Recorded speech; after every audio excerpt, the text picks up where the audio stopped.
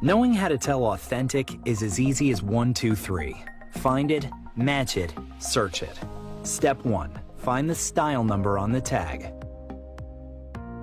Step 2. Match the style number inside the jersey with the number on the tag. Step 3. Search it. A quick Google search of the style number will verify the jersey is authentic when the search results match the jersey being searched. Don't be fooled by counterfeit jerseys. Before you buy, remember to find it, match it, search it. Fan Zone, 2 locations nationwide. Center City Mall, Chaguanas and Movietown, Port of Spain. Nationwide delivery available. WESN.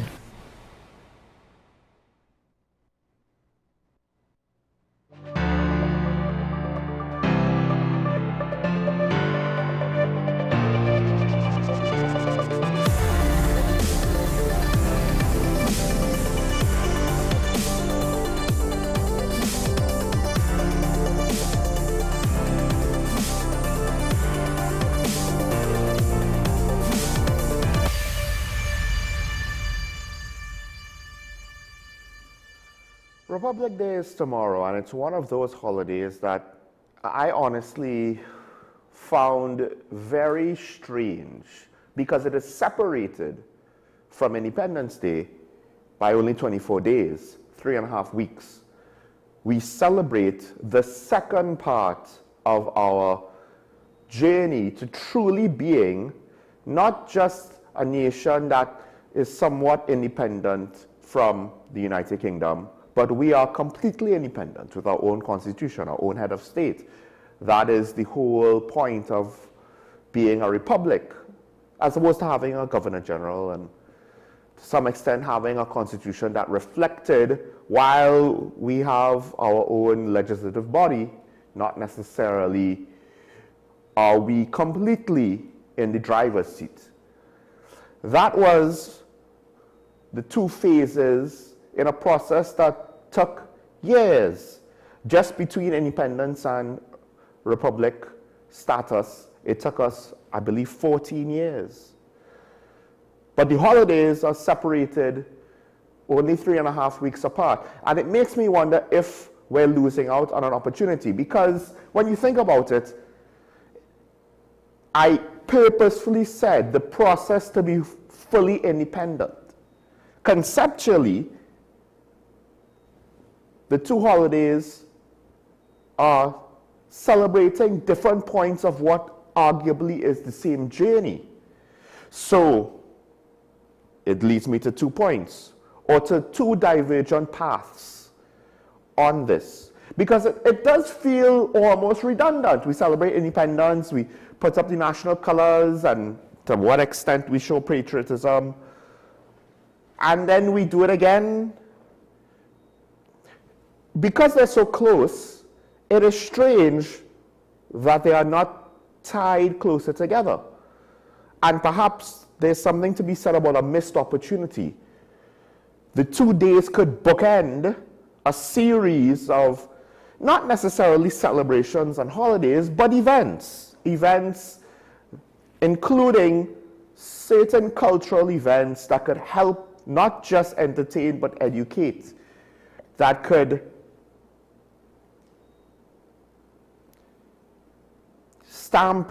give us a stamp of who we are, give us a reminder, not just trying to jam pack it in one day, which to some extent, by the time people go through whatever holiday celebrations they're going through and then watch the fireworks, do we really think about what those days meant to us as a nation?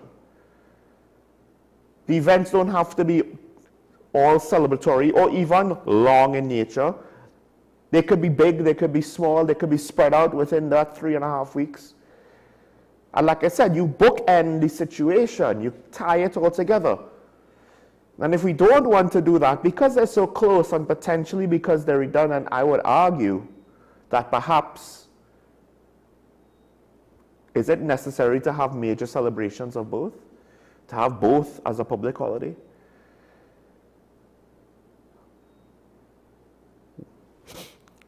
In the papers this morning, Dr. Jerome T. Luxing, he is calling for Republic Day to be more than a public holiday. But I would argue, again, you could say that for the weeks in between. He's pointing to the fact that how we celebrate it currently is insufficient. And given the fact that we don't really seem to have a real cultural awareness around these holidays. Yes, there are people who enjoy the parades. Yes, there are people, I'm not saying that we don't know academically what they mean. You know what they mean. But do you really know, understand, feel, and embody what they mean? There's a big difference, I think, culturally between when we celebrate independence and republic as opposed to when certain other countries celebrate certain milestone days in their history. The obvious comparison is Independence Day for America. It might not necessarily be that for countries like European countries and the like, but they have their own days to show patriotism. And those days are not just national days in the sense of this is what went on in our government. So to some extent, it's political. It's not just patriotic, it's also cultural. It invokes something in the majority of the population that causes the population to stop and redirect its focus to the whole. It fosters a sense of national pride and identity that I fear we lack. This at a time when local sports heroes are stepping up in a way. Keshawn Walcott wins his first world championship medal, and it's gold. And that's a time when we should celebrate being Trinbagonians and what our fellow countrymen accomplish, but then we'll go about our business.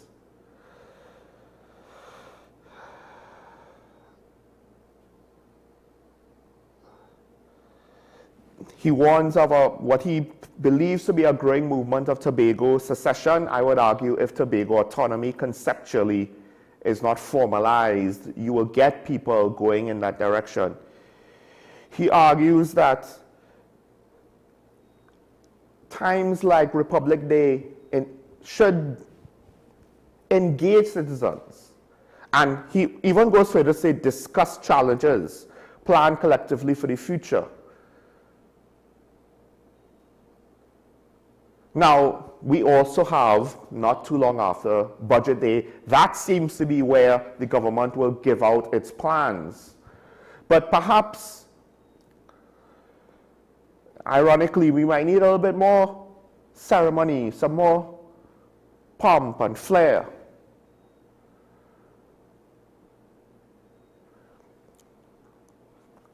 Part of what I've been saying in the last couple of weeks is a lack of leadership. One of the things we said about the previous administration was a lack of vision. Vision is communicated by leadership through various mass comm channels. One of the times when you can get a lot of work done would be in periods like Republic Day. It is when we should be focusing on the nation, so of course it is then easy to ask people to give their attention to a message to the nation, hopefully that will guide us, inspire us, inform us, reassure us.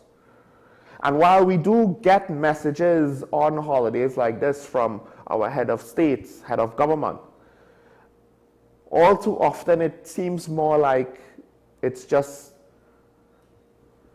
going with the motions, going with the flow. Every now and then you get a little extra when the president says, hey, what about the two sides of parliament coming together for crime talks? But it's also easily ignored by both parties of parliament when you get down to it. And right now I would argue what it means to be a Trinbagonian for most people does not come to the level of what it means to be a member of Party A or Party B, or to be a member of no party at all.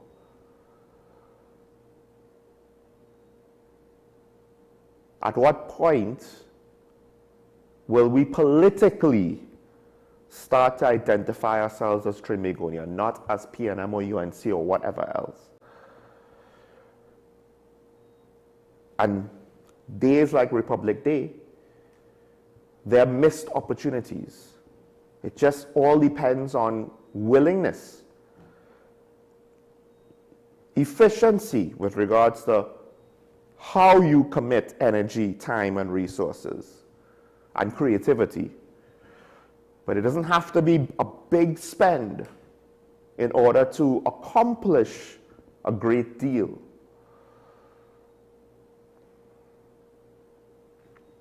But in a strange way, our inability to truly celebrate ourselves and put our nation before other affiliations, it does make me question.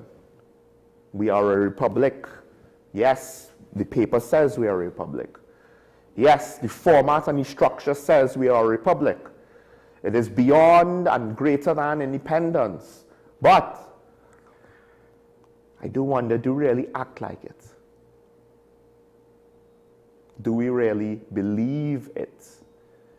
Do we really cherish it? Or are we kind of complacent about it? The reason why I say that is, and this ties back to what I said about this situation yesterday, the autopsy of Mariah Senath was carried out. She died from blunt force trauma to the head. This is one of those things where there doesn't seem to be a suspect or a motive that is obvious or relatively forthcoming. The father, he wants justice for his daughter. He has basically said he will find him, which is something that statements in grief, you don't necessarily want to judge a person, but I would caution the safety of that, just for his own well-being. And that's the thing. It's the horror of an unexplained murder of a 14-year-old or a Form 3 student in such a violent manner. And this was not a situation where she was off in a strange place, people didn't know her, and somebody took advantage. This was essentially in between her parents' house and her grandmother's house. It's more or less in her usual zone, her usual community where this happened. The implications of the possibilities of who and why are frightening. And some parents might now be hesitant to let their children be outside the house, even if it's just in the yard. Now, the Minister of Defense said something that echoed sentiments I said yesterday. There are certain types of murders you can never prevent. And he is correct. We cannot have police officers literally on every square foot of the country to observe everything. Even if somehow you would have the manpower and financial resources to maintain that, a society would balk at the basically default status of police surveillance with eyes everywhere, literally. And because they can't be everywhere, they're not in position to stop everything. So what keeps crime down is not just the capacity of the police to catch the criminals, because most crimes are not prevented before the fact. The police will investigate the crime and go after the perpetrators after it's committed. And of course, that's just the norm. You're not always going to be Johnny on the spot, so you could only react. And that does nothing for the victims of yesterday.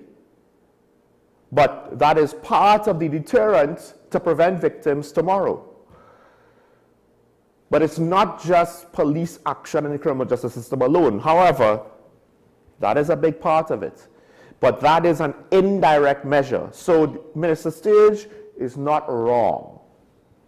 But what also helps add to that indirect measure is a better appreciation of our nation and our fellow citizens.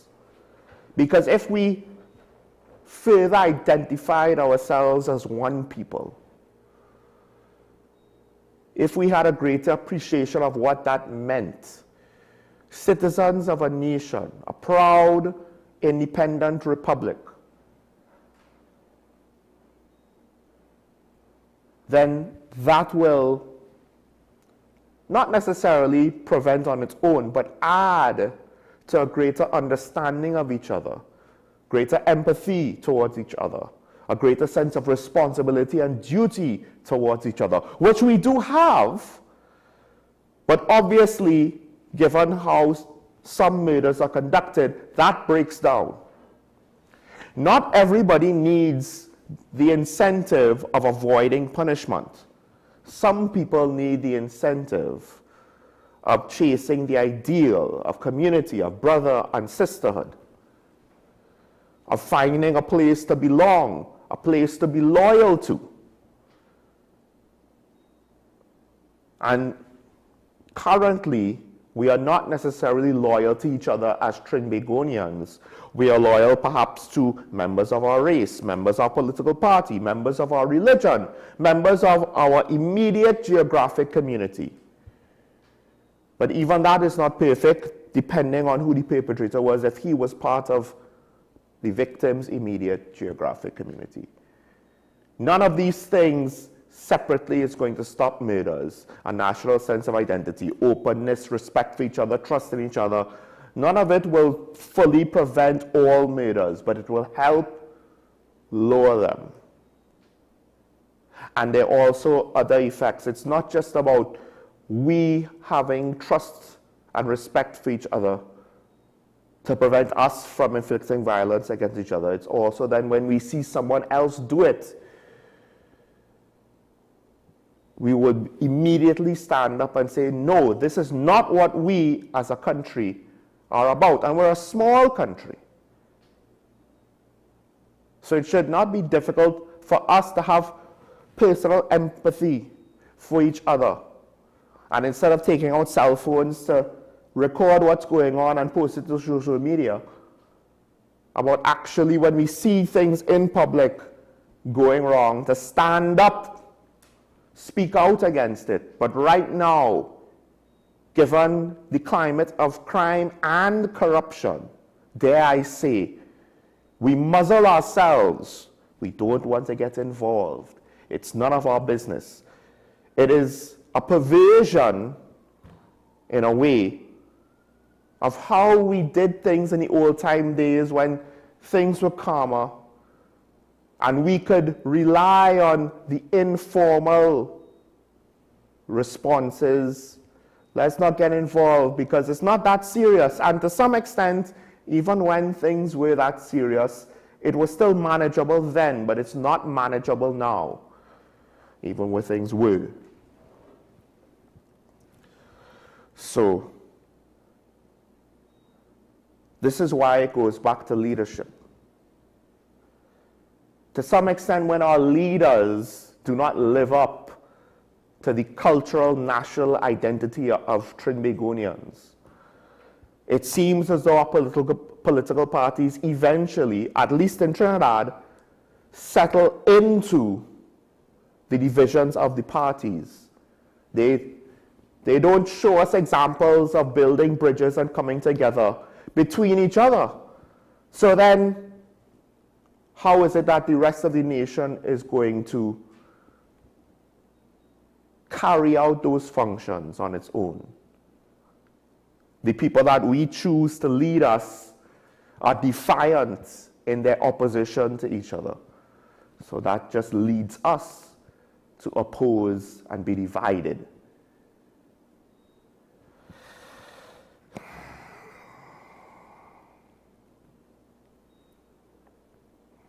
Case in point, because it comes up every now and then.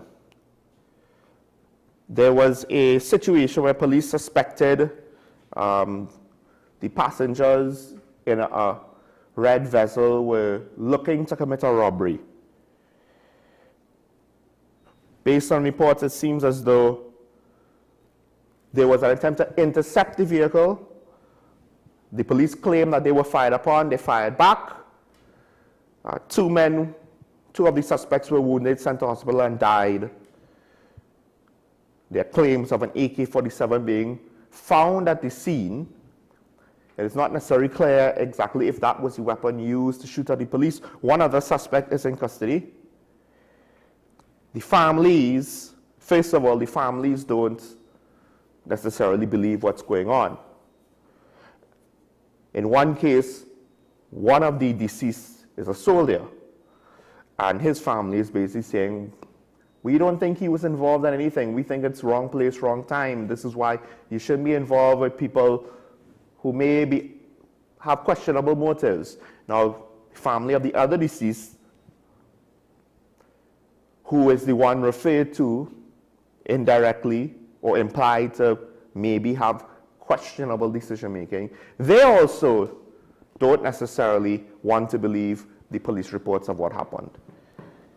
According to them, their family member was not necessarily actively looking to pursue crime, at least on that level. And they could mean what they say, and that could be that their family member hid it from them, or they could be 100% right.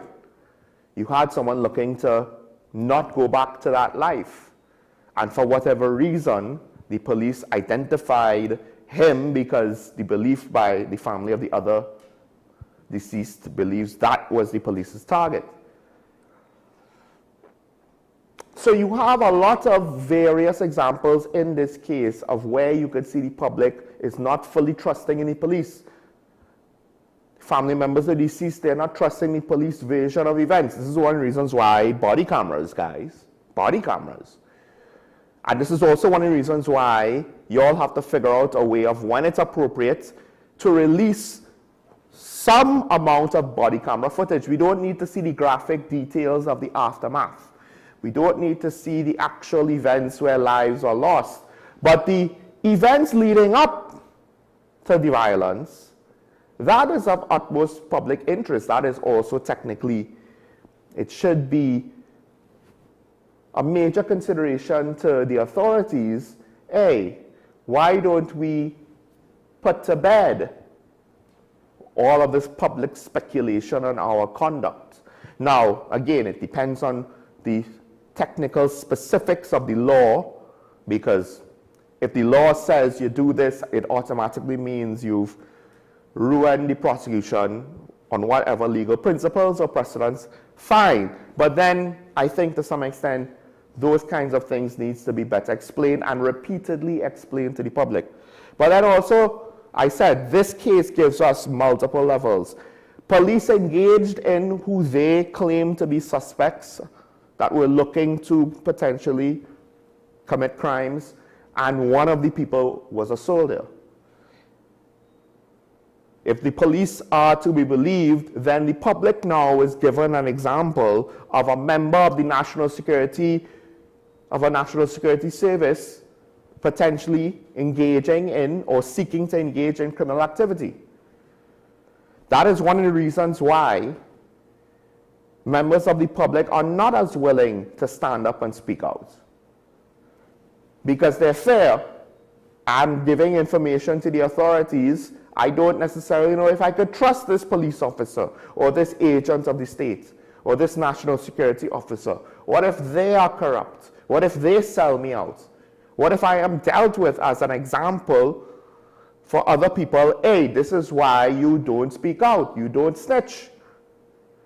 Not too long ago, I saw a video, a place that was telling a prison story in an American prison. There was a guy that honestly wanted to do the right thing because that was just how he was wired. It seemed as though he was very binary. He couldn't see nuance, and he couldn't understand that by reporting certain prisoners for smuggling food, he was going to anger a lot of people and end up in serious trouble because he reported it to an officer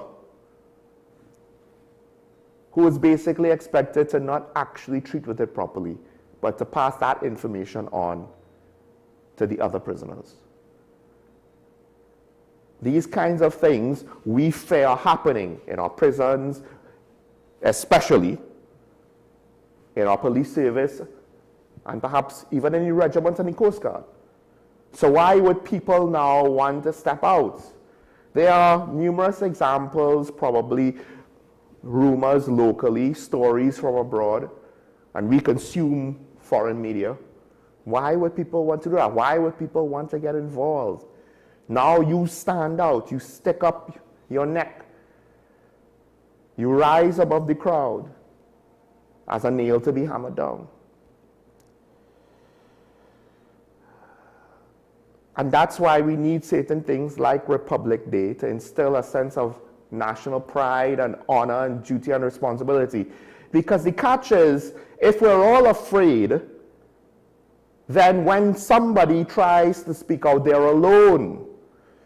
But if we're all willing, then it's not one person speaking out. It is the whole nation banding together over these issues. And then how do criminals intimidate the whole nation? It's easy to intimidate and deal with one speaker. Our politicians, to some extent, it is believed, let me put it that way, that they do that as well. Political persecution. If the country stood up, and that's why for elections it seems countries willing to do their due. But every 5 years is not enough. Another thing, an example of division. I won't go into all of it. It's one of those things where there isn't that much value about it. Philip Edward Alexander, he had some interesting things to say with regards to the whole Venezuelan situation. One of the things is that India would nuke Venezuela on behalf of TNT. He has already said, well, we're moving on because he acknowledged, oh, they have trade deals. Yeah, well, my statements were yesterday's news. The thing is, there were other parts of his statements on top of that. Statements that were probably not careful enough. Let me put it that way. Statements that he got criticized for, but I'm not entirely sure if he is fully aware of the harm of what he said. Because essentially it brought up the racial divide in this country's politics. And if we are not careful, it would not just be a racial political divide. To some extent, it's a racial divide. It will bleed back into our communities. Now, I can't tell you at what point did racism improve and then it took steps backwards, right? Different people will view it differently. Different people view racism in this country differently based on what race they are, their personal experience, etc., etc. It's challenging to have a multicultural, multi-ethnic country. It's not easy. I always say we do it better than most. We might do it the best of all, but that doesn't mean we don't have our challenges and our stumbles. The last thing we need is, and Philip's position is unique, as a former political leader, as a big-time local personality and social commentator, he is not just a member of the UNC. He is not just, even though he's only a minister in the Ministry of Housing, he's not just a junior minister. His words carry enough weight. That's why the UNC allied with him for the elections. That's why he was given a cabinet position, even though he didn't necessarily win his seat. So he doesn't necessarily have that extra political capital, but he had enough from his background. It doesn't matter, even if you are referencing the motivations, the bad faith actions of the other side. How you yourself then engages in that debate, in that discussion. How you counteract what you think are the opposition's moves and statements. It's not just the what, it's the how you do it. If you do it the wrong way, you do not end the problem. You do not bring people together. You exacerbate, you compound, you continue.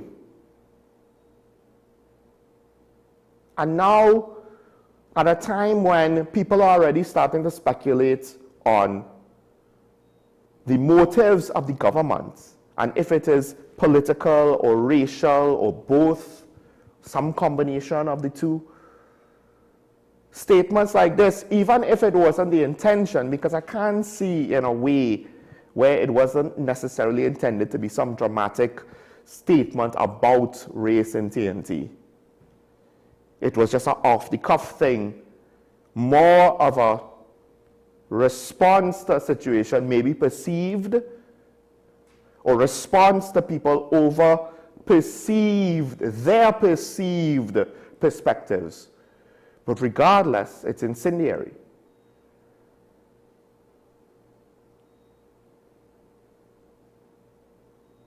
It is very unfortunate that coming into the election and then out of the election, we had a certain level of messaging that was done for certain purposes.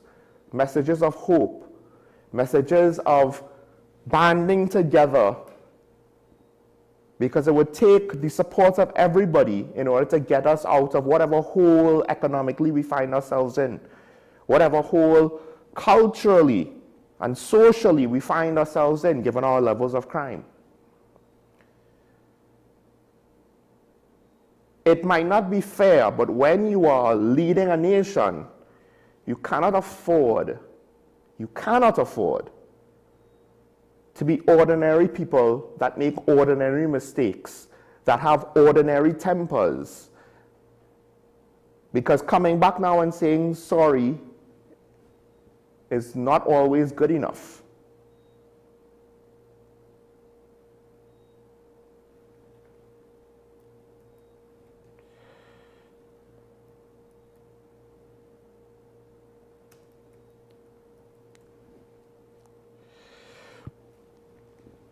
One of the last things I want to say, we don't necessarily understand or appreciate the concept of countries, nations, sovereignty.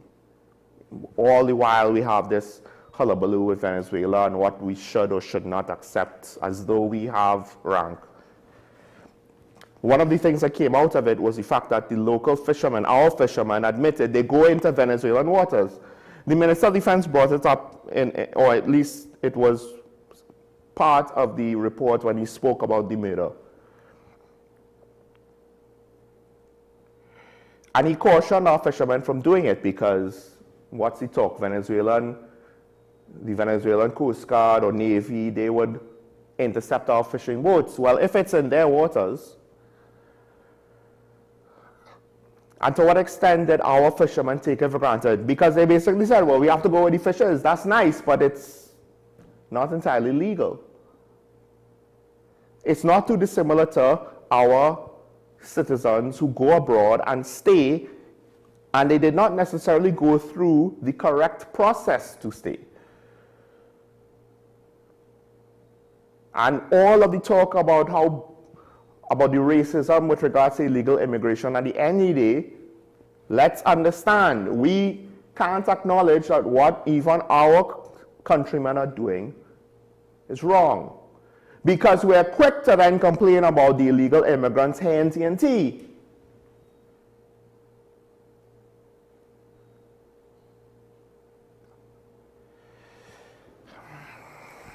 And it's a hell of a thing when your systems of your society is not able to not just provide proper solutions, but that is part of the next point, but we all want to be smart men and smart women and circumvent what unfortunately are the rules of international society in this case for our own personal benefit. And then we wonder, well, why is there so much lawlessness in TNT? It's not just about the willingness to commit violence and the inability to stop it. It's also the willingness to be a smart man and smart woman to think, well, it's only illegal if I get caught.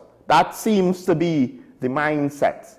And you could say that about illegal parking, illegal vending, illegal littering, noise pollution, and so on and so on. Because at the end of the day,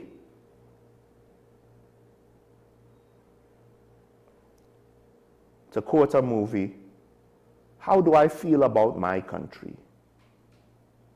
And how does my country feel about me? Let's take a break. When we come back, we'll go into a couple topics in the Daily Review. Stay tuned.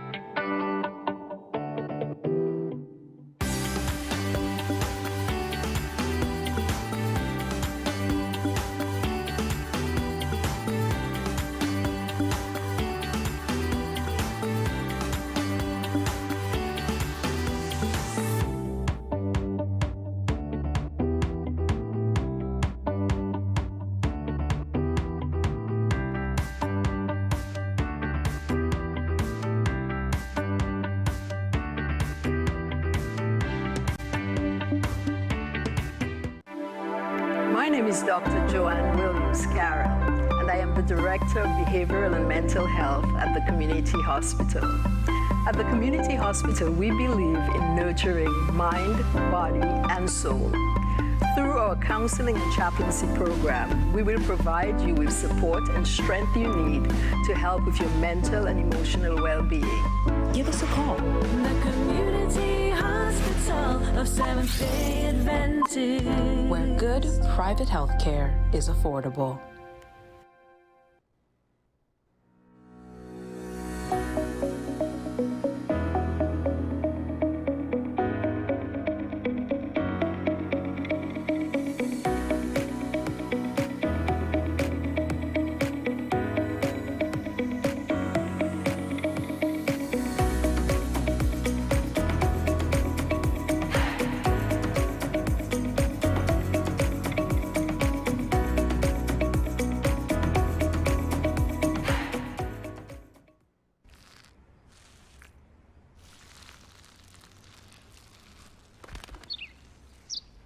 Maybe he landed here totally by coincidence.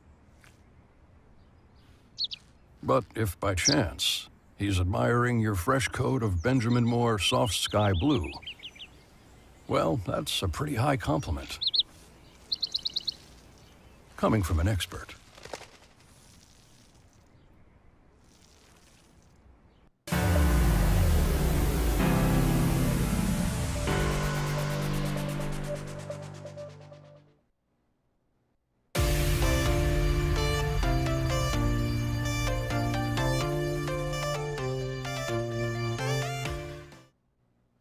All right, coming out of the weekend, and it's gone on up until today, there's an ongoing story with regards to the Minister of Homeland Security, the potential motives or motivations for the detention of an acting assistant superintendent, I believe, in the prison service, which I'm speaking about the allegations that that prison officer was detained under the SOE due to a vendetta by the Minister of Homeland Security. This is what the prisoner claims. He is a prisons officer. This is kind of strange, right? To what extent do you believe the face of the statements? Minister Alexander is accused of seeking to meet with incarcerated gang members while he was basically out of the police service, and I believe this could have been before the election. This prison officer, I believe, is said to have refused or denied those visits, or at least some of them. And now it's a tit for tat well, you wanted to interfere with me, I will interfere with you. This is in the backdrop of the fact that this is the officer who was arrested because of potentially he was, I believe the statement of the report was he was caught with contraband, or he had access to materials that he wasn't supposed to. It didn't necessarily say that he actively was communicating with prisoners that he wasn't supposed to. He was part of a group of prison officers that came to the barracks, and senior prison officers, or more senior prison officers, were there for business. He was part of the entourage, it seems, right? Now, there are calls by Opposition Chief Whip Marvin Gonzalez to investigate these allegations that he met with imprisoned gang leaders, Roger Alexander, during his vacation time when he was on leave after he was removed from his TV show. And essentially then he was, I believe it was pre-retirement leave as a senior superintendent of police. Now, MP Gonzalez is calling for an investigation and for the results to be made available to the public. He says it's a troubling matter with serious national security implications. I would argue that to some extent the behavior is questionable and there could be a breach, yes. It doesn't necessarily, though, without further evidence, it's difficult to say, okay, yes, why did he meet with these people? But in and of itself, the expectation there would be something more there. He met with them to do X. He met with them to communicate over an issue. We don't necessarily have that as part of the accusation. So to some extent, it's incomplete in a way, right? Why did he meet with them? It's still a breach potentially, regardless. It's still inappropriate potentially, without having the motivations or what is the follow-up to these meetings where it would potentially be less than legal activities, because that's the implication, right? Why did you meet with these gang members? We're now talking about the fact that we have breaches in communication. Did you meet with them what, as a police officer on vacation, for what purpose? You know, not everything you see in Hollywood is going to happen in real life. He's technically not an active part of investigations because he's on leave. In response to that, the minister has gone on to say that he is looking to sue the attorney because the attorney was part of it after the claims about his conduct of what he allegedly did while he was on vacation. Then the attorney for the prison officer, Garth Guada, his attorney is Crystal Primus. She went on to, I guess, make the link now further to his situation because she gave an account of his conditions, of his detention. Toilet facilities flooding where he's being held, limitations on water with regards to how much he was given per day with his meals. Potentially he may be suffering from an infection because of the flooding, and so on and so on. The conditions with regards to the lighting and how stressful and inhumane it is. And I guess the implication is he is there as a reprisal for what he did or did not do to then Senior Superintendent Alexander, although he's on, I believe, pre-retirement leave. But he is still technically not officially retired yet at the time, if it was during his vacation. And I guess the implication is, while he's suffering, he's not just detained as a reprisal, but then he has extra suffering inflicted upon him. So because of that, because of those claims, Minister Alexander is basically saying he is prepared to take legal action. They are organizing to send a pre-action protocol letter. Right? He has claimed to have already consulted with the Attorney General, and he's gone on to have some interesting quotes. putting out facts in the public domain should be the responsibility of every citizen, attorney or not. Even if someone gives you instructions, it is your responsibility to do your fact-finding before you put it out in the court of public opinion, hoping to catch your feelings, personal, intimate, or occasional love for fame or money. Basically saying, are you doing this for 15 minutes of fame? That is to say, the attorney. Because if you didn't fact-check, assuming Alexander is to believe his version of events is, you got some claims from your client, you didn't bother fact-checking it because the narrative is too juicy, so you are just going to throw it out there.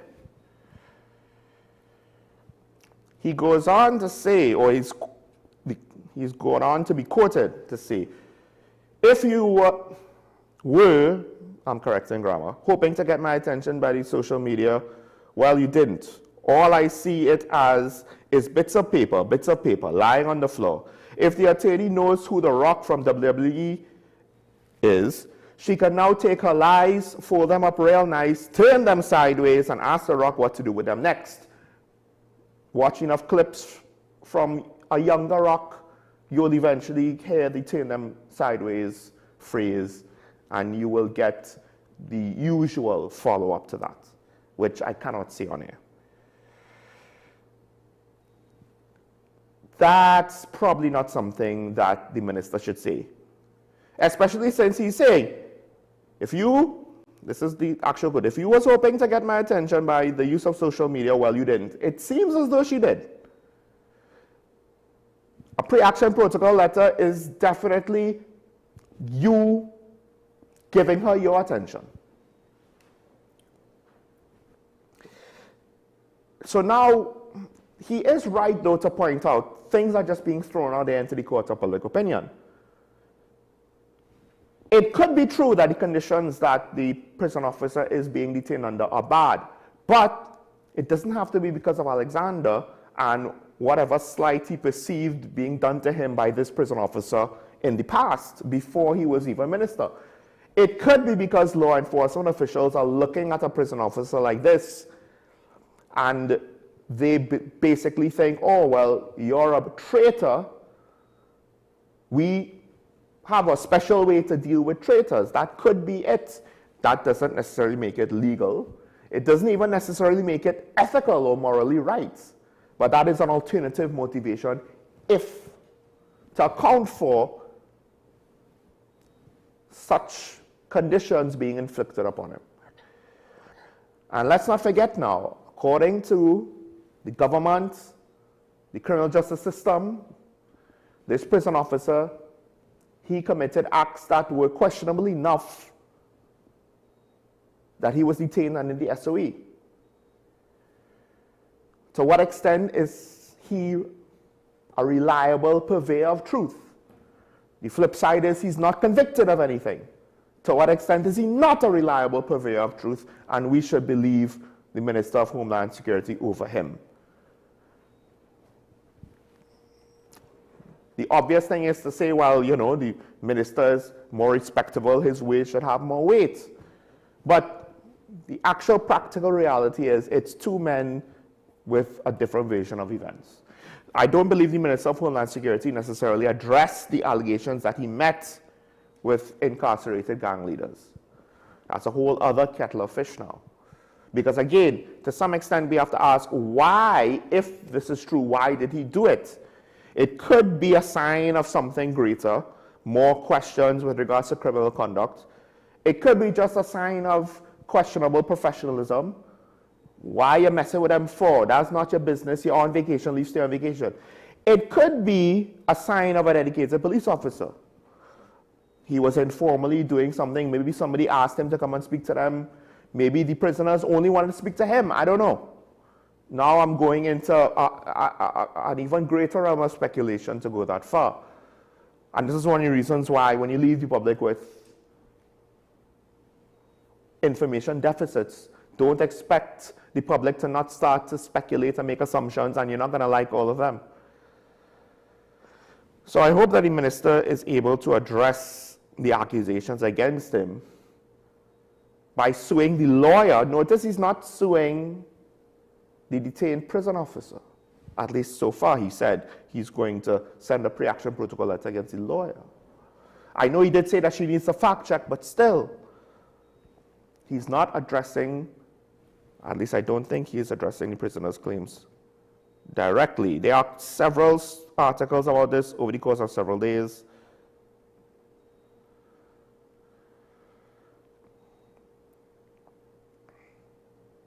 To some extent, this is probably one of those next things where you have to say, well, you know what? If the prisoner, because he's threatening to sue over this, if that goes through and maybe Roger Alexander countersues, it'll be ventilated in courts. Hopefully we get an accurate version of the truth, whatever it may be. Whoever is at fault will feel the consequences, hopefully. And whoever is not at fault will be exonerated, hopefully. Because these days it seems as though without something like the courts, a lot of important things that are relevant to the public will go unsaid. Even if it reaches the media, there's a limit to how much people are willing to expose, and then we rely on the courts to take it home and try to find a resolution. We can only hope we get one in this case. Now, speaking of that, one of the unsettling things I read this morning, it's unsettling to me. High Court Judge Frank Sipasad, he basically, well, this is one newspaper put it as, he gave the DPP a tongue lashing. This is over a failure, this is the quote, failure to discharge the statutorily imposed obligation imposed upon him. He did not comply with the requirement of Section 15 of the Freedom of Information Act. The obligation under Section 15 is not discretionary. Because, and here's the thing, it says this section compels the public authority to decide within 30 days of a request. It doesn't say that.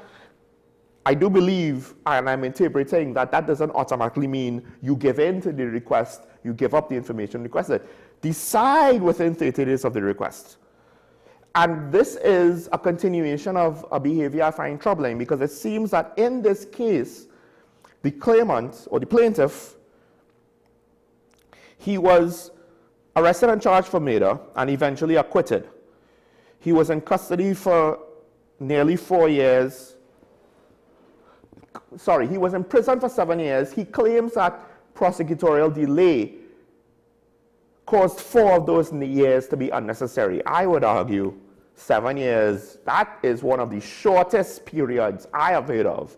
But you know what? Just because it's short for our snail's pace criminal justice system doesn't mean it's right. It still might be too long. So, following his acquittal, he submitted a Freedom of Information request. And that seemingly was ignored. He received no response, is reported. Then he initiated judicial review proceedings, and the DPP's office failed to appear at multiple hearings.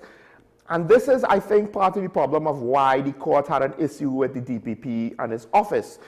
He is the DPP, so to some extent he is responsible of the actions or lack thereof of his office, right? You didn't even say no. You just said nothing. You didn't show up to defend your position. You didn't show up at all. This is similar to that whole Naipaul Kuhlman case where the state did not offer up any sort of defense that led to the $20 million settlement, 1 to 2 million, I think it's 2.something million per accused in the case. That, I can't remember if they were acquitted or if it was discontinued. They sued the state over their incarceration. The state offered no defense, and then it became a whole hoopla when the court was, well, default to the plaintiffs. And then the Attorney General had to come now and say the file disappeared, but then they found the file, it reappeared on its own somehow. We don't necessarily have a proper explanation of exactly why they couldn't find the file, why they didn't use potentially other documentation to continue on with the lawsuit in order to try to prevent the state to have to pay out $20 million. Why did it seem as though the Office of the Attorney General did not even want to respond to that matter? And here we have the DPP, something similar is happening. So dare I say, is it negligence intentionally? Is it unintentional? Is it unintentional due to perhaps people not taking their job seriously, or the system, there's a systemic failure where something slipped through the cracks?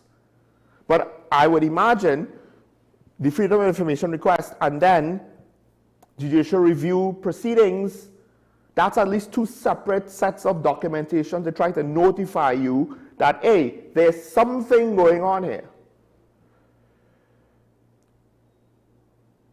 So we're now left to wonder. The judge said the court is constrained to register its disappointment and dismay over the director's disregard of his statutory obligation. This disappointment is compounded by the fact that the director has failed, refused, and or neglected to participate in proceedings before this court. This behavior displayed in this matter is unacceptable and only serves to undermine public trust and confidence in an office which plays a pivotal role in the criminal justice system. All criminal cases, it basically goes with advice from the DPP. Charge, not charge.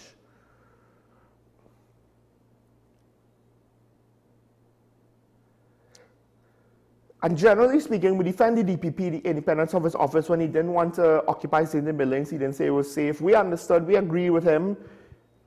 But then now, and we understand, we get it, you're understaffed, under-resourced. But it's one thing to be late. It's another thing to never show up at all. And seemingly never acknowledge even what's going on.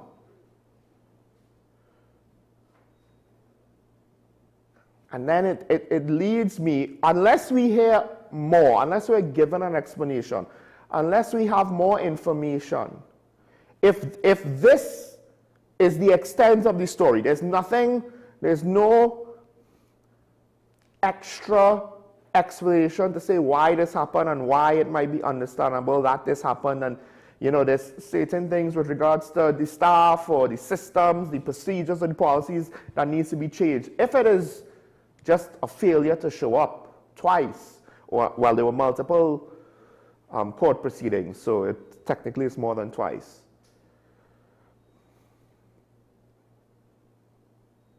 Then some consideration to the fact that the current DPP can't manage the situation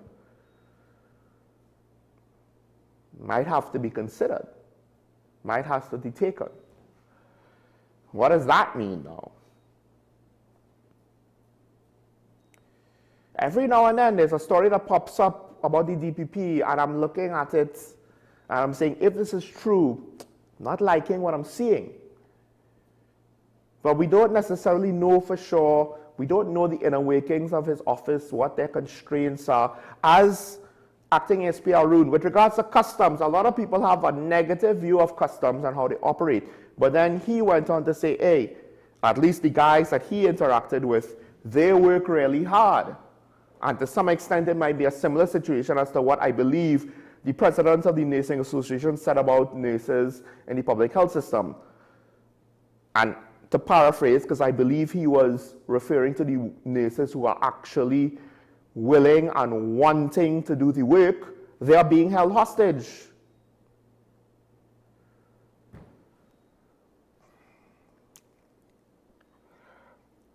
To what extent is the office of the DPP a victim of the usual HR issues that plague most, if not all, of our public institutions? To what extent is it being damaged by the lack of personnel, lack of resources?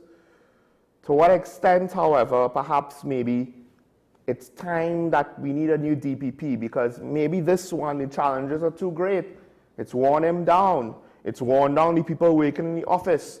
But it's not as though DPPs and prosecutors just grow from trees. You pick them and you slot them in. When we have failures to run the country properly, and then we try to compensate for it by pulling up short on certain critical areas like the office of the DPP, we might put ourselves in serious, complex, difficulties that have no easy solutions.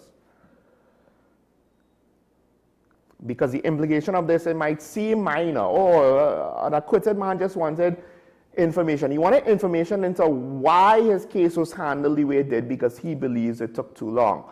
And maybe his belief is not reasonable in the context of the wider criminal justice system's lethargy. It's not as though the DPP is going to magically be able to push things through. There are other factors in criminal proceedings, criminal prosecution cases. It's not necessarily only up to him, but he wanted the information, and were you not wanting to give him the information? You could have responded negatively. Could you not justify a negative response? I don't get it. But we have checks and balances for a reason. We have procedures that we're supposed to follow. And the system, at the very least, is built with the assumption that the procedures will be followed. Otherwise, it breaks down. It breaks down like when the Minister of Finance at the time is given the audit of the nation's finances, but he refuses to accept it. He refuses to pass it on to Parliament at the next sitting, which is what the law said he was supposed to do. And when things break down, it seems as though we don't have anything to account for that, to course correct that, to enforce compliance to certain things. So now the High Court is left, well, they have this ruling, but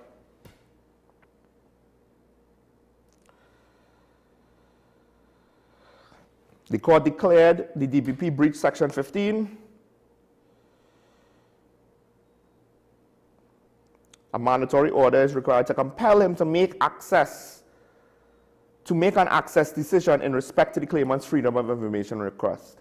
Here's the problem with things like this. The court tried a similar thing with the former Commissioner of Police on regards to FUL applications.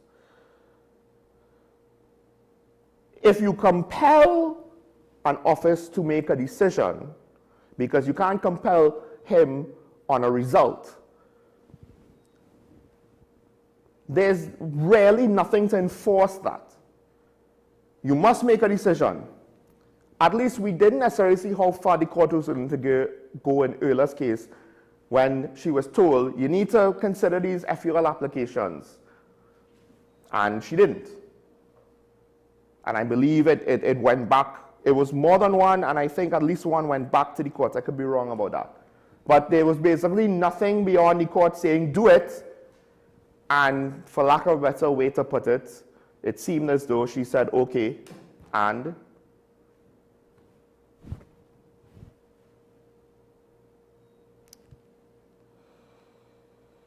the DPP had to pay Mr. Felix's legal costs, but I don't think that really is, that's really not solving the problem here. And this is just another thing where Republic Day is tomorrow. We're going to read about this today.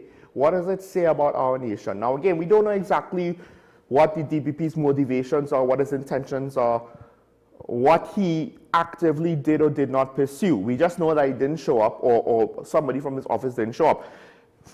We don't even necessarily know if he was aware of this situation, right? Although one could argue he should be aware, and if he's not, that's a problem that he might to some way be responsible for, because he is the DPP.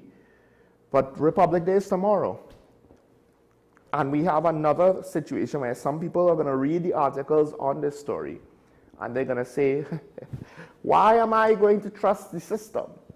To some extent, that might be why the father of the murdered girl might be saying, I will find him, whoever did this.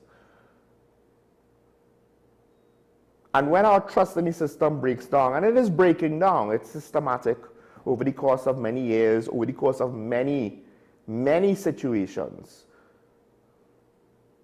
being brought to the public attention and eroding over time. And such an erosion to the foundation of the trust and confidence of the people, because it's now beyond the criminal justice system, and I would argue it's the trust and confidence of the state. Such an erosion, it's not easy to fix. It's not easy to build us back up. And dare I say, we know less of what it means to be a Trinbagonian now than we did in 1976 or 1962, or even before independence.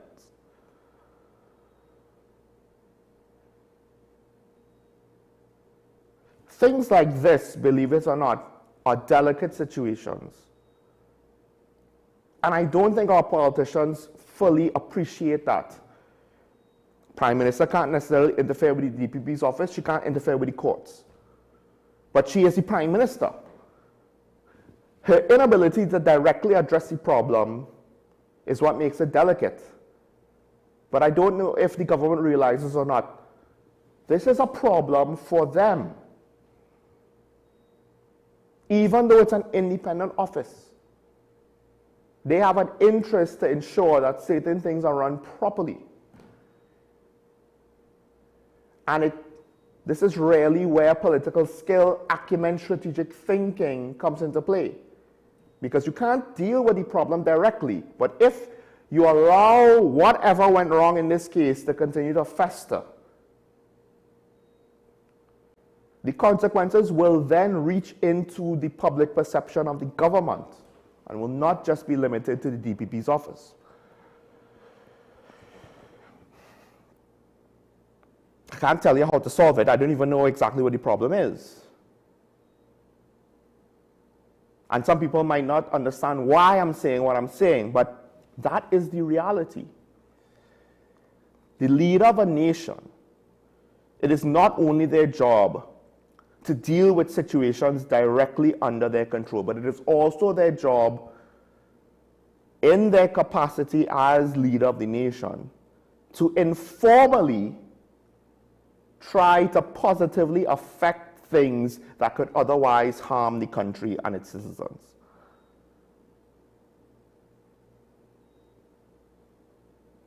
There's a fine line between interference and influence.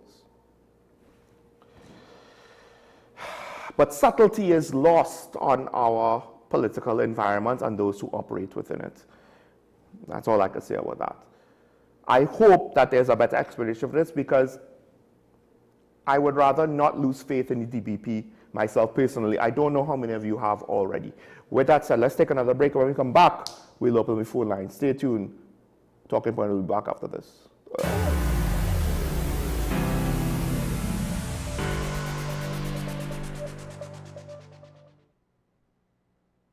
Low energy? Heart concerns? Migraines slowing you down? It's time to take control of your health. Join Wellness Unlocked, the series that brings expert advice and real solutions for a healthier you. In our latest episode, learn how Jameson CoQ10 can help support heart health, boost energy, and even reduce migraines. Get the science, the stories, and the steps to power up your health with CoQ10. Don't miss Wellness Unlocked. Watch now on WESN and start your wellness journey today. My name is Dr. Stephen Carroll, the CEO at Community Hospital of Seventh-day Adventist, and we are committed to making good private healthcare affordable. For all your medical needs, including dental, radiology, laparoscopy, behavioral and mental health, along with many other services, contact us for more information at 235-5479. Community Hospital of Seventh-day Adventist, where good private health care is affordable.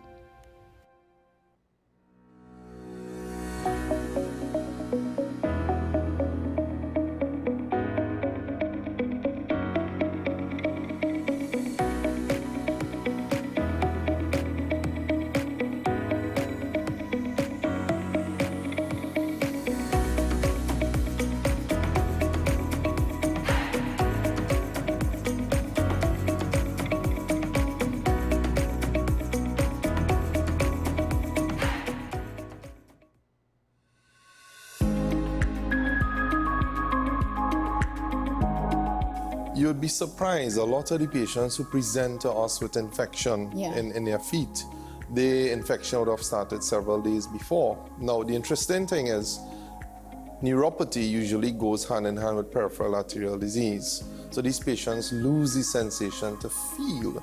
Now they may have the ability to have crude touch or general sensation, but that fine sensation, for instance, when a needle sticks them or a thumbtack sticks them, they would lose that sensation. Correct.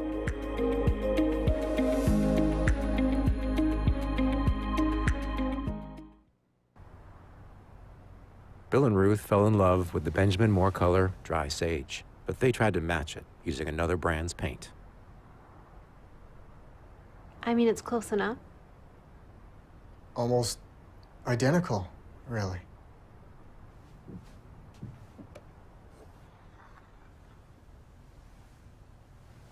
Yeah, there it is. Never trust another paint to be a Benjamin Moore color.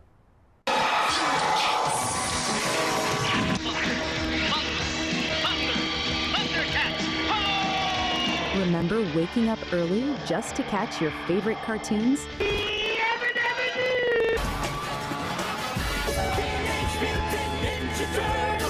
WESN brings back those magical mornings with Retro Saturdays.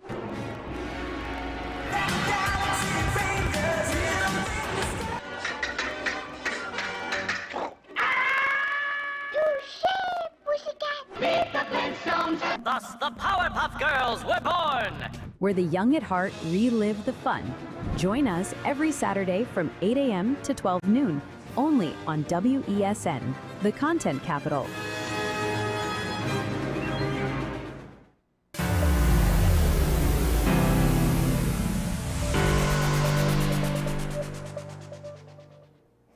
I'm back and talking about the WESN, the content capital show. Michael Small here. Republic Day is tomorrow, and I am lamenting the limitations of it, the lack of meaning behind it. I said this a couple years ago when I think it could have been Easter, something at the beginning of the year, religious holiday period. We got a message. You see these messages from businesses, you see these messages from politicians. You don't really see the sentiments described being practiced, being given priority at least. They might be practiced sometimes, but when the rubber meets the road, they might have to take the back burner.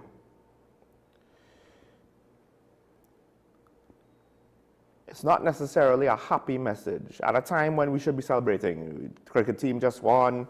Keshawn Walker just got gold. Jareem Richards just got silver. That's a lot of winning for a small country like ourselves, but I guess it's not just all about winning, isn't it? Not to put down the accomplishments of our athletes. We have Digger Martin on the line. Good morning, caller, you're on the air. Hello? Morning. Morning. Michael Small, DDPP. Mm-hmm. I'm not too sure if he is strong enough to make a decision like the Chief Justice to vacate his seat, because his hands have been tied for the last 9 years. When the previous government left office, they did an evaluation of his office, and what came out of that, I think they needed 136 attorneys to basically come to terms with the proliferation of all these cases. 136 attorneys for an office is basically a real challenge without it. So yes, the ones he has failed miserably has been highlighted, and the judge has to come down, and any state organization is flouting the law, because one of the things people fail to realize, this judicial review is a potent thing brought and enacted by a then UNC government. All those accountability laws, public life, integrity, etc., procurement was bought. So there's a semblance like these people know what they want to do. The other thing is, the Alexander, you highlighted his lawsuit against the lawyer. Mm-hmm. And I juxtaposing that with the email gate, you know. You don't have to go after the contents. Let us go after the messenger who brought the information. Because if the messenger who brought the information has not vetted the information, we don't want something that the PNM plastered all over the place. Email gate, they even had judges running with it. My third point is, and this is what's frightening, a lot of allegations against former PNM ministers. The minister of, I think Uton something, the former Maruga, not Maruga. Yes. Yes. It Yes. might be Maruga, yes, but I'm not sure. Talparo, you know, Lahokata Talparo. Yes, yes. He seems to be a clone of O'Halloran. Because if you know the history of O'Halloran and the way he misused, well, he was the right hand of the former father of the nation. The father of the nation, he used the father of the nation, and the father of the nation used him to manage his probate for his daughter. And it appears that all of the PNM ministers has a same pattern. So I have a copy of the memoirs of O'Halloran, Appendix 9, how to misappropriate taxpayers' funds. And that is frightening. They continue to deal it. The last thing, they have lost touch with the citizens of Trinidad and are going into sports. And apparently they are all clouded. They are blind. When the football match was played with Jamaica recently, it was a sellout crowd. Mm-hmm. People didn't realize we haven't had that crowd in football for the last 10 years. They were yearning for something. They were yearning for a win. And they sent that to the PNM people. They said, look, we come out here to support the team. We have some shortages with respect for professional talent to win. We want a win. They went and asked the current Prime Minister, hey, look, we want the grandparents' law so we could choose. And the PNMS see that. They went and voted against this. So they have lost things.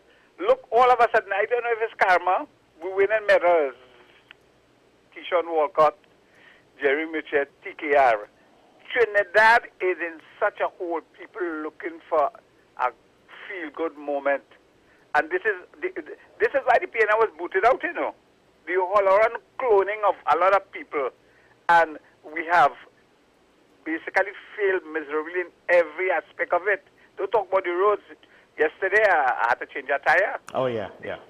A big side of the pothole, and the tire go over it. And you know what's the problem? These electric cars, you don't have no spare.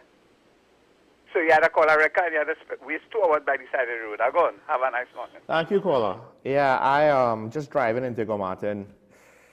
Oh boy. The amount of big holes for my left tires and of course, you don't necessarily have a lot of room to drive around them. And they remind me of a hole that caused a flat tire on our car once, right? It was an old black scooter. Can't remember the model type, but it was one of those common scooters you saw at the time. Went in the pothole. Pothole wasn't necessarily that big, but just how deep it was and maybe the structure of it, flat tire. Just took a while for the tire to deflate, but yeah, we made it. After 10 minutes, it was done. We didn't necessarily notice it because, you know, you're gonna flat hole doesn't necessarily mean you're gonna have a flat tire immediately. But now, is it because local government is being neglected by the current administration? But even the previous administration may have neglected certain local government for activities or necessities, even though it was a PNM location. With regards, there's a point I want to make about that historic connection that you just made there. But we have Faisal on the line. Good morning, caller, you're on here. Good morning, Sean. Good morning, Trinidad and Tobago. Morning. Sean, first I want to take the opportunity to congratulate the winners, to bring in some proud moments to Trinbagonians, the Jerome Richard, the Keyshawn Walcott, and not forgetting the TKR. Another thing I want to touch on, yesterday I would have read an article written by Dr. Kurt Mayhew, and he was referring to, I don't know if you would have read it, he was referring to the Constitution, the Hugh Wooding constitutional reform that he would have placed on the table. And it was completely rejected by the then Prime Minister and the PNM.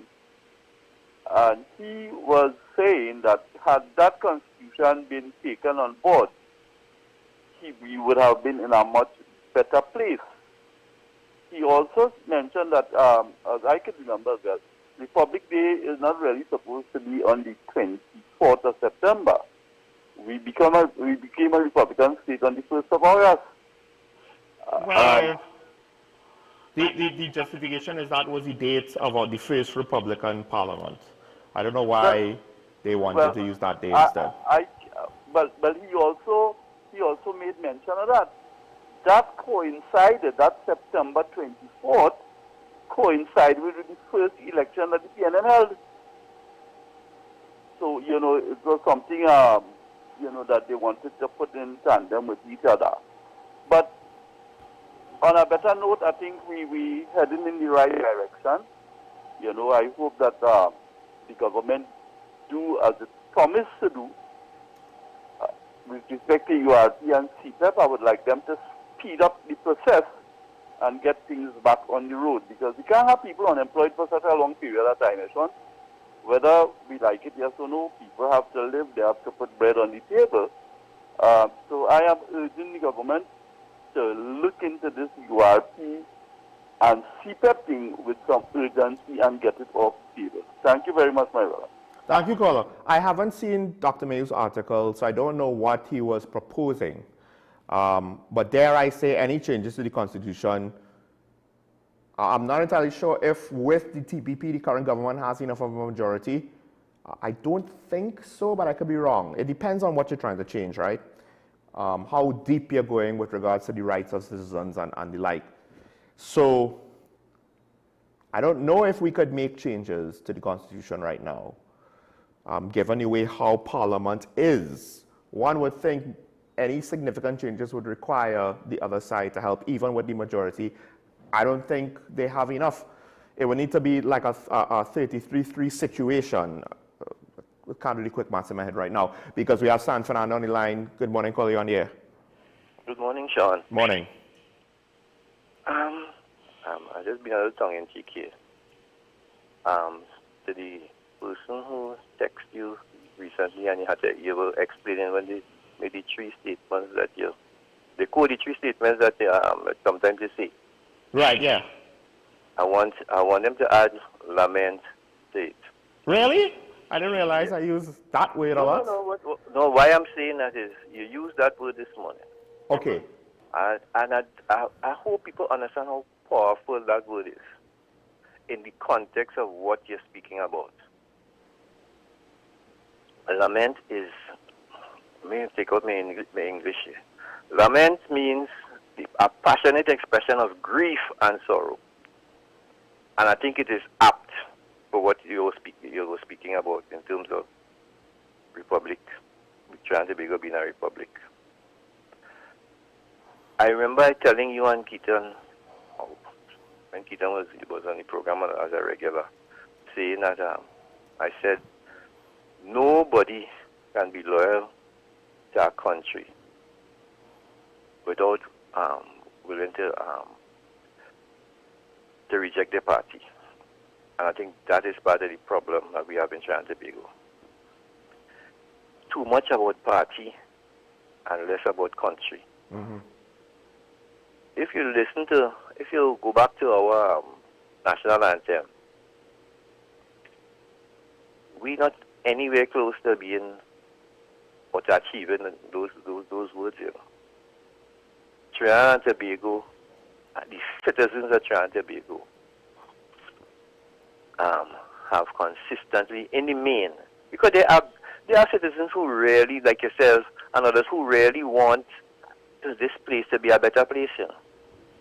However, there are some, and a large portion of them, who look at themselves, their party, and when I say party, I don't mean only political party. But if they work in an institution, they have, that is a party for them right there. They try to protect whatever little space that they're in at the detriment of the rest of the country. You talked about ASP, Arun, talking about his interaction with customs and his interaction. Let me say this. I had a custom officer friend who was murdered for doing his job in Trinidad and Tobago here. Businessman was arrested for his murder in Trinidad and Tobago. The customs department, while over the years I have dealt with customs, they have been good officers. There have been bad officers that have contributed to the demise of Trinidad and Tobago. Mm-hmm. And that is so in a lot of institutions. So, Republic Day, those are things that I don't celebrate anymore, you know. As far as I'm concerned, it's just a holiday. I was reminded of Republic Day over the weekend by a friend of mine. Because it's another day to me. This is where I listened to Philip Alexander on his pod, his YouTube channel, and I don't think there's a man who likes Trinidad and Tobago. I don't think so. And he sat down there with the background of his the background was PEP, PEP and UNC and something else. Mm-hmm. And I think the Prime Minister allowed this man to still sit in her government. These are people that are trying to divide a country. Because this is not an easy country to govern, you know. It is not an easy country to govern. It is not. So I look at the Prime Minister, and I know she have a difficult job, you know. Not only to govern this country, but to govern the people who make her part of a government. It is a difficult job. When you can't fault Francis Passat for saying what he said. You can't. Trinidad and Tobago, as I said, is on a forward pedaling, backward moving bicycle. And until the citizens of Trinidad and Tobago, in the main, in whatever little that they do, they decide to do their best, to do their duty to the country, we're going to be going nowhere. Or somewhere that we wouldn't like where we're going to end up. You have a good day, Sean, my brother. Thank you, caller. That story with your friend who was a customs officer being murdered, the sad part is, when you said it, my thought was, it's not shocking, it's not surprising. It works both ways. We are a society.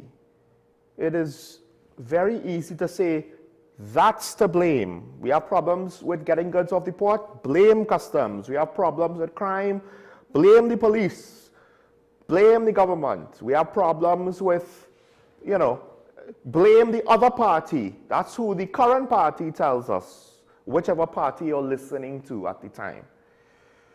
Blame the other race, blame the other city, blame the other island.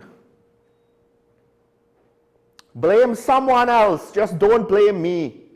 And don't blame yourselves, because I will not get your vote if I tell you to blame yourself.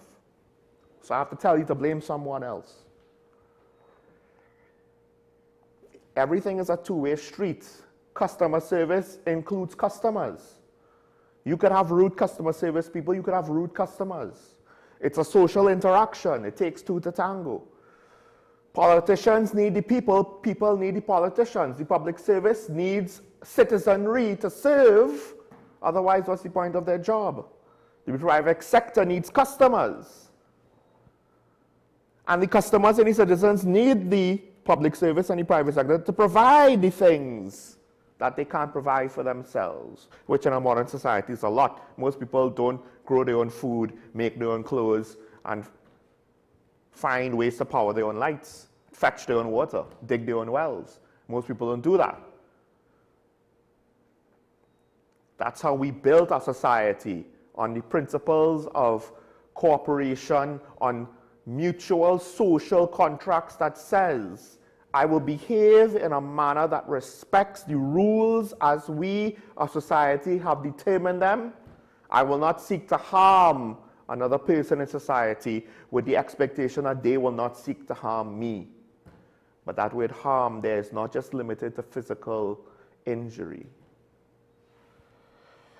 It is hard to live up to our national anthem. It really is one of the best national anthems. One of the most, what should be one of the most patriotic inducing set of lyrics with an accompanying music to match in a near perfect amalgamation of sentiment and tone, of principles and ideals. I don't know if anyone could do it better. But perhaps there is very little behind it to back it up. When the Americans sing their national anthem, it is backed up by the fact that they fought wars, at least to some extent, to get where they are today.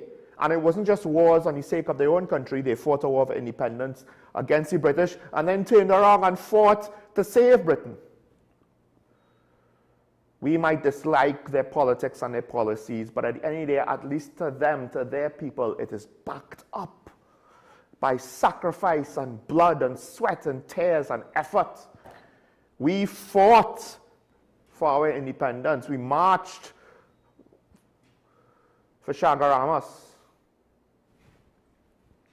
Did we really sacrifice? How much did we really sacrifice to get what we have, and now it's easy to take it for granted? And yes, I agree with you. I think Philip Alexander, at least in these instances, he's coming across combative to the point where I understand political opponents, you know, there's going to be competition, there's going to be antagonism, there's going to be more than just intellectual disagreement. I get that, right? There's going to be, to some extent, emotional charge in the exchange, but dare I say, it is combative to the point where it seems as though it will never be over. There is no hope of, and at some point in the future, we'll come together for the good of the nation, for the good of the whole. It doesn't seem to be that way. To be fair to him, don't really get indicators of that from the other side either. Now, the Prime Minister gave us the beginnings of that, the very, very, very tip of the iceberg of that. But it seems as though that ideal did not have enough legs to carry it any further than it has, and it's now being undermined by... It is a hell of a thing to acknowledge that this negative situation is business as usual.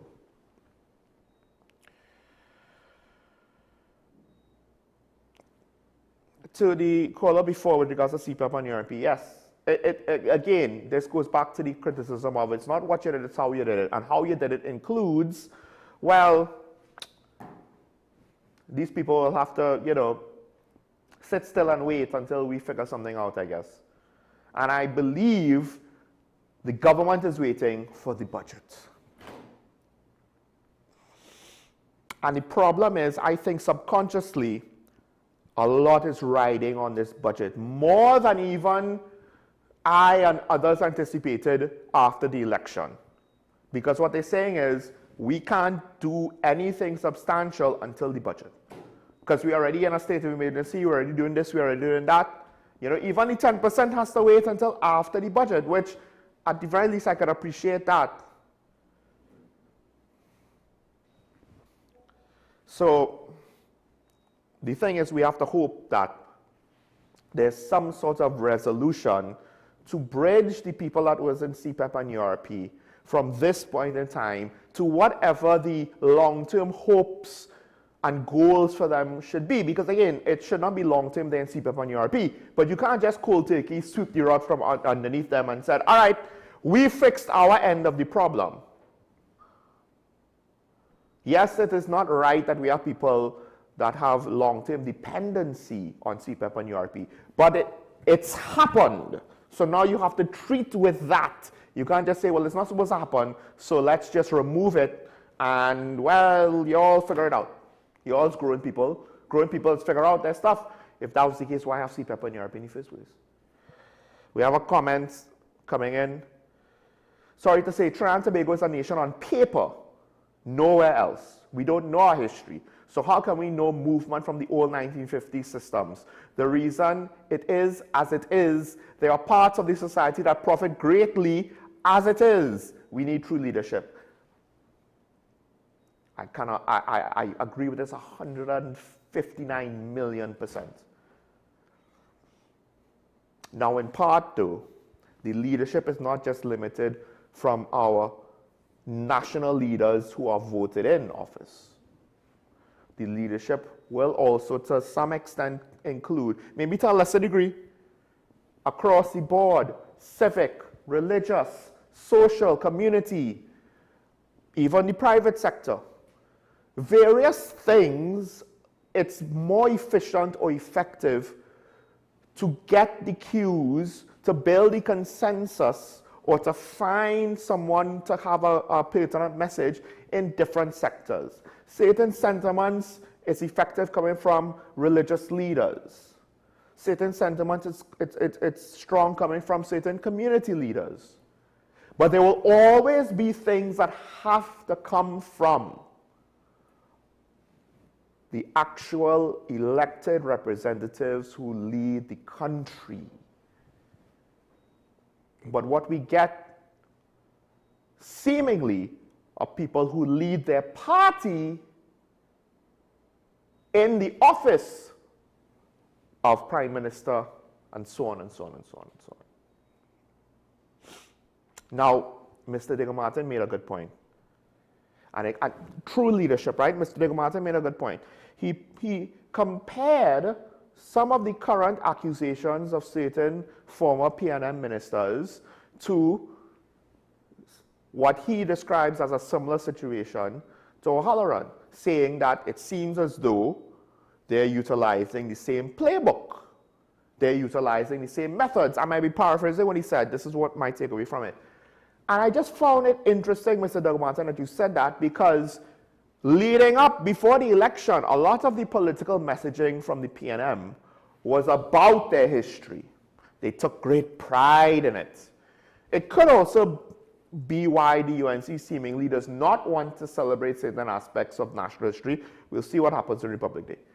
But I know there was a memo. Was it fake? The Prime Minister said it was fake, but TTT reported it. Let me just say that. But it was the Prime Minister's office apparently giving a memo on Tobago celebrations, not on Trinidad celebrations. So it's a very weird situation.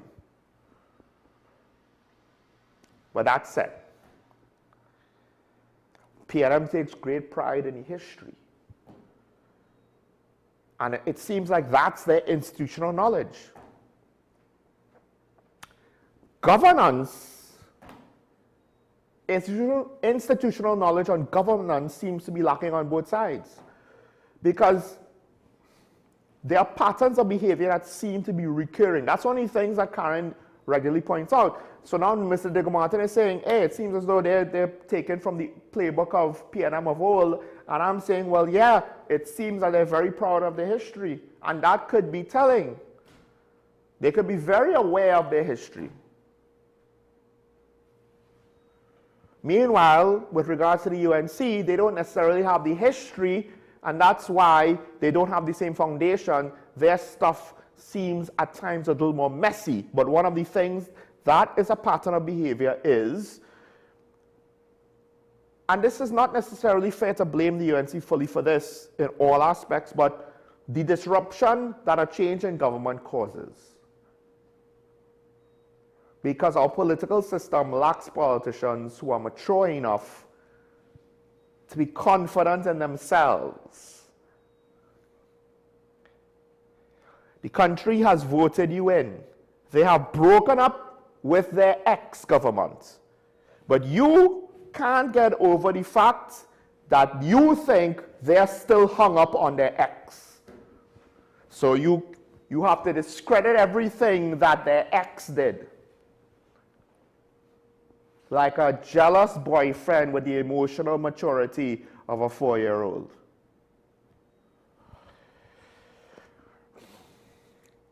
Is that how we're running country? There's so many negative analogies you can make of the situation. It's in part open to interpretation.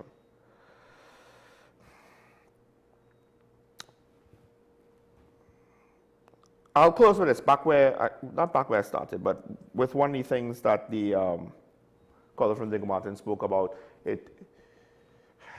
What is the consequence to the DPP in this situation? Because I said, you're compelling him to make a decision.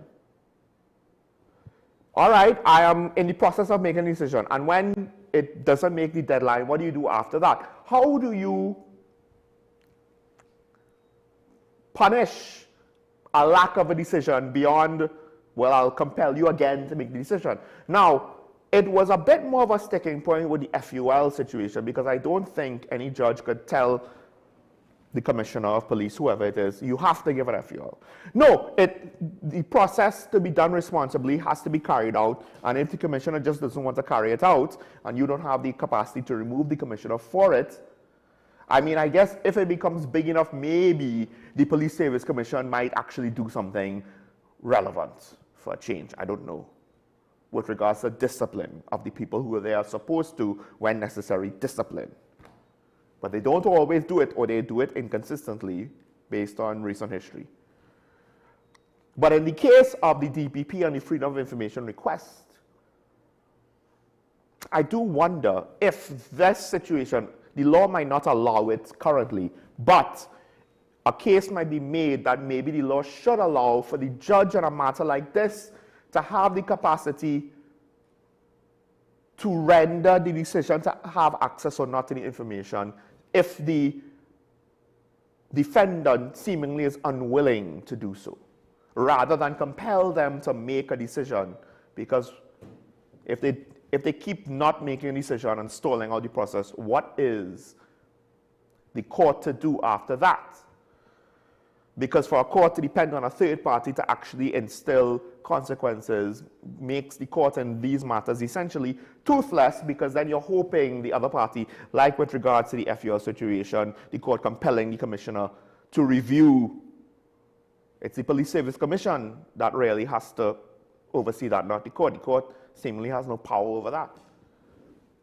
Or maybe the court is just not willing to exercise certain powers. I get that. But we are pulling up short, I think, on accountability and consequences. Corruption cases go nowhere, essentially, and those that reach some kind of conclusion, more often than not, ends up with money having to be paid by the state for some technicality or other. That's what it seems like. That might be what it seems like to some people. Then it's hard to have faith in a country that ends up like that. So at the end of the day, I leave you with this. I won't do my usual closing, except to say that with boundless faith in our destiny, what is it exactly that we want to declare as a nation? Sure, Michael Small, this is Talking Point. Have a good Republic Day. Enjoy it. Give a little thought to your friends and family and your fellow citizens and to your nation itself. And maybe you might get an answer to my question. You don't need to give it to me. I would argue you need to have it for yourself. I myself will consider that question. But until then, we will see you on Thursday with the good lady. Bye-bye.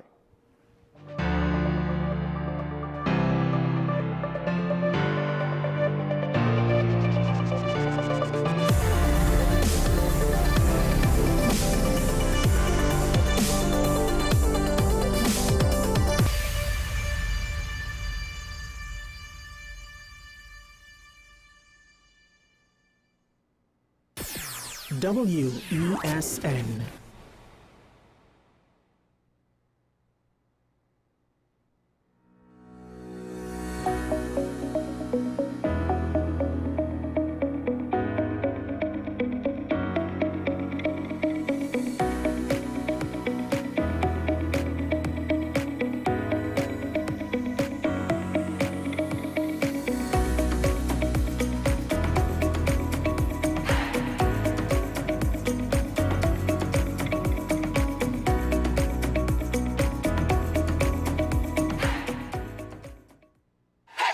FanZone, your reliable, authentic supplier, has just gotten better. You can now visit our website www.fanzonett.com for your authentic wear and collectibles. The